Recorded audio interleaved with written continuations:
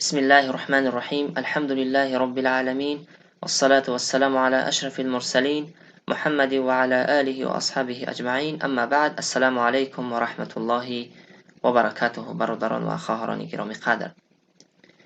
چگونه که برای ما و شما معلوم است که رمضان نزدیک شده ایستاده است. اللهم بلغنا رمضان، پروردگارا ما را با رمضان برسان، پروردگارا ما را از ثواب و ثمره این ماه شریف رمضان بی نصیب مگردان. و برادران و خواهران گرامی قدر، گفتن امانت که امروز در شبکه‌های اجتماعی به مانند واتساپ و وایبر و ایما مقاله رو نشر کرده ایستادند که یعنی مقاله رمضانی، گویا که الله گفته باشد یا رسولش العیاذ بالله. و این مقاله نزد ماست 4 می سال 2019 ماه شریف رمضان می درآید. این را به دیگران رسانید، چون که وعده خداوند می باشد که هر نفر آمدن رمضان را به دیگران می رساند آتش جهنم بر وی حرام است. العیاذ بالله. از این گونه مقاله ها برادران و خواهران گرامی قدرم ما باید برحذر باشیم. 4 می الله اعلم ماه شریف رمضان هست یا نه. تا کنون ما و شما ماه را ندیده ایم. ما در ماه شعبان قرار داریم، 15 شعبان. و آن نفرانی که این مقاله را نشر میکنند و میگویند گویا خدا گفته است یا اینکه پیامبر گفته است العیاذ بالله، و در این مقاله که برای من روانش کردن و در دیگر مقاله که یک برادر دیگر روان کرد روز 6 می نوشته شده بود، اما در این 4 میگوید گویا پیامبر گفته باشد. نه والله، این گونه نیست. خطاب من به آن نفرانی است که این گونه مقاله ها را نشر میکنند و به این گونه مقاله ها اعتماد میکنند و شما فریفته این گونه مقاله ها نباشید. گوش اندازید به حدیث رسول اکرم صلی الله علیه و سلم و آن نفرانی که تهمت میزنند، سخن را نسبت میدهند به الله و به رسولش صلی الله علیه و سلم. چگونه که این حدیث را امام بخاری رحمه الله تعالی روایت میکند به شماره 1291 و همچنین امام مسلم رحمه الله تعالی به شماره 4. عن مغیرة رضی الله عنه قال سمعت النبي صلى الله عليه وسلم يقول إن كذبا علي ليس ككذب على أحد. گوش اندازید برادران و خواهران گرامی قدر، شاید پس از شنیدن این سخن رسول اکرم صلی الله علیه و سلم، این احادیث رسول اکرم صلی الله علیه و سلم، شما از این مقاله ها دست کشید. سخن دروغ را نسبت دادن به من مانند نسبت دادن دروغ به هیچ کسی دیگری نیست، میگوید پیامبر صلی الله علیه و سلم. من کذب علی متعمدا، هر کس سخن دروغ را به من نسبت دهد فلیتبوأ مقعده من النار، پس جایش را در دوزخ آماده نماید. ای آن برادری که و ای خواهری که امروز این مقاله را نشر کرده ایستاده، آیا طاقت عذاب الهی داری یا نه؟ سخن را نسبت به پیغمبر صلی الله علیه و سلم میدهی، دان که مکان و جایگاهی تو آتش دوزخ است. به خاطر چی؟ به خاطر سخن را نسبت به پیامبر روان میکنی.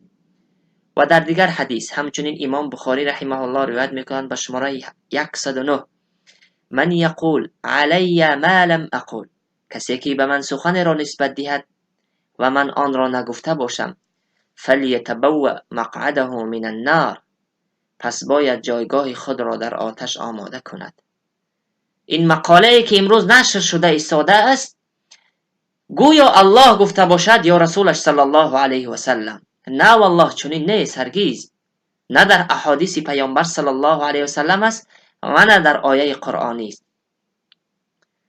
چگونه که ابو هریره رضی الله عنه میگوید و این حدیث را امام بخاری همچنین روایت میکند به شماره 6478 ان العبد لیتکلم بالکلمة من سخط الله لا یلقی لها بالا یهوی بها فی جهنم. یا الله. پیامبر صلی الله علیه و سلم فرمودند که همچنین بنده سخن را نسبت نسبت ناخوش شدن پروردگار به زبان می آورد بدون اینکه به آن سخن توجه و اندیشه کند، ولی به واسطه آن سخن را که به زبانش آورد در جهنم می افتد. این مقاله ای که شما امروز برادران و خواهران گرامی قدرم نشر کرده ایستاده اید، از دین الله شما صحبت کرده ایستاده اید، سخن را نسبت به الله می دهید و به پیامبر صلی الله علیه و سلم، در حالی که چنین نیست. همچنین الله سبحانه و تعالی می فرماید در سوره اسراء در آیه 36 او: استعیذ بالله ولا تقف ما لیس لك به علم. و از آن چیزی که و به آن کاری که و به آن کار و کرداری که به آن علم نداری پیروی نکن. گفته ایستاده است الله سبحانه و تعالی ما وقتی که علم نداریم نمیتوانیم از دین الله سبحانه و تعالی صحبت کنیم. چطور ما سبحان الملک امروز میگوییم که پیامبر گفت که آتش جهنم برایش حرام می شود و گویا که الله گفته باشد که شما خبر دهید رمضان را به بندگان من، آتش دوزخ برای شما حرام می گردد. نه والله، خداوندی عظیم و شأن به مانند این گونه بندگانی که زبان دراز هستند به نسبت پروردگارشان به آداب هستند چنین خطاب می کند. استعیذ بالله در سوره اعراف در آیه 33 او: و ان تقولوا علی الله ما لا تعلمون. و چیزی را که نمیدانید به خداوند نسبت میدهید، در حالی که الله سبحانه و تعالی این کار را حرام قرار داده است. الله حرام نموده است این نمود عملها را. و آن نفرانی که میگویند که ماه شریف رمضان روز چهارمی می است، نه والله چنین نیست. هرگز ما به این اعتماد باید نکنیم. خود رسول اکرم صلی الله علیه و سلم چنین فرمودند: با دیدن هلال ماه رمضان روزه رو روزه بدارید. چگونه که این حدیث را ابن عمر رضی الله عنه روایت میکند، میگوید که این حدیث در صحیح بخاری با شماره 1907 و همچنین در صحیح امام مسلم با شماره 1080 عن عبد الله بن عمر رضی الله عنهما أن رسول الله صلى الله عليه وسلم قال: الشهر 29 ليلة فلا تصوموا حتى تروه فإن غم عليكم فأكملوا العدة 30. گوش اندازید برادران و خواهران گرامی قدرم. ابن عمر الله از پدر و پسر راضی باد و خوشنود باد میگوید پیامبر صلی الله علیه و سلم چنین فرمودند: ماه 29 شب است، یعنی شعبان 29 شب است، یعنی 29 شب روز است. تا هلال را ندیدید روزه نگیرید، میگوید پیامبر صلی الله علیه و سلم. و اگر ابر بود نتوانستید که آن را ببینید، یعنی هلال را 3 روز کامل بدارید. اگر ما در ماه شعبان قرار داریم الان ندیدیم، ما 3 روز روزه را یعنی شعبان را پره میکنیم. اگر که دیدیم روز 29 فردا چی میشود؟ یکمی ماه شریف رمضان میشود. چطور این مقاله در این مقاله نوشته شده است که پیغمبر صلی الله علیه وسلم گفتند. در اینجا پیامبر میگوید شما تا زمانی که ماه را نبینید روزه ندارید و در آن مقاله گفته است. نه والله، پیامبر صلی الله علیه وسلم چنین گفتگی نیست. از الله شرم کنید آن نفرانی که شما این مقاله را نشر میکنید در بین مردم. و چگونه که در صحیح بخاری آمده است با شماره 1900 همچنین این حدیث را ابن عمر رضی الله عنهما روایت میکند. ایشان فرمودند که سمعت رسول الله صلی الله علیه وسلم یقول اذا رأیتموه فصوموا. ابن عمر رضی الله عنهما میگوید که شنیدم پیامبر صلی الله علیه وسلم را، حبیب خدا را، که چنین فرمودند: هرگاه هلال رمضان را دیدید روزه بگیرید. ما تا کنون ندیده ایم، چطور می توانیم ماه شریف رمضان را اعلان کنیم که روز چهارم است یا روز ششم؟ العیاذ بالله. در حالی که خودی پیامبر صلی الله علیه و سلم گفته ایستاده است که شما ماه رمضان را دیدید پس روزه بدارید. ما تا کنون ندیدیم. این چیزهایی هست که در غیبیات می درآید. آیا ما در این ماه شعبان هستیم 29 روز می شود یا 30؟ الله اعلم. پس چطور شما امروز جرأت پیدا کردید از دین الله سبحانه و تعالی شما سخن میزنید، سخن را نسبت میدهید به الله و سخن را نسبت میدهید به رسول صلی الله علیه و آله و سلم؟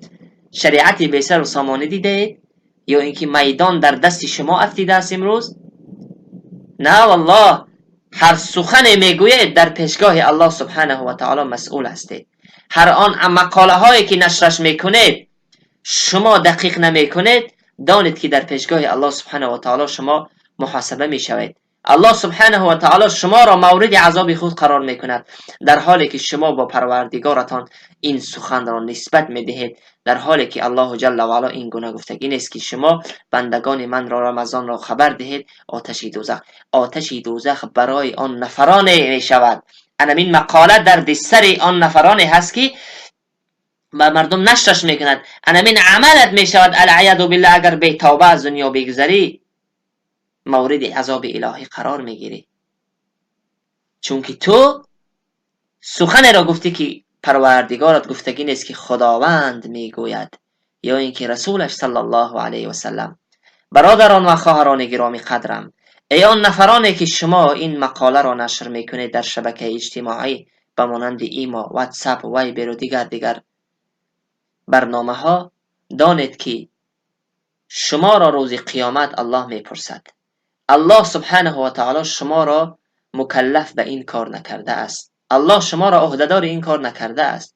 الله ما و شما را عهدهدار کرده است که ماه شریف رمضان را با پررگی انجام دهیم با خوبی، نه اینکه این مقاله های دروغ را نشر کردن. این بود برادران و خواهران گرامی قدر، برحذر باشید سخن را نسبت دادن به پیامبر صلی الله علیه و سلم، چگونه که حدیث ها را برای شما پیشکش کردیم، و باز برحذر باشید و کسانی که برای شما این گونه مقاله ها را نشر میکنند شما آنها را معن نمایید.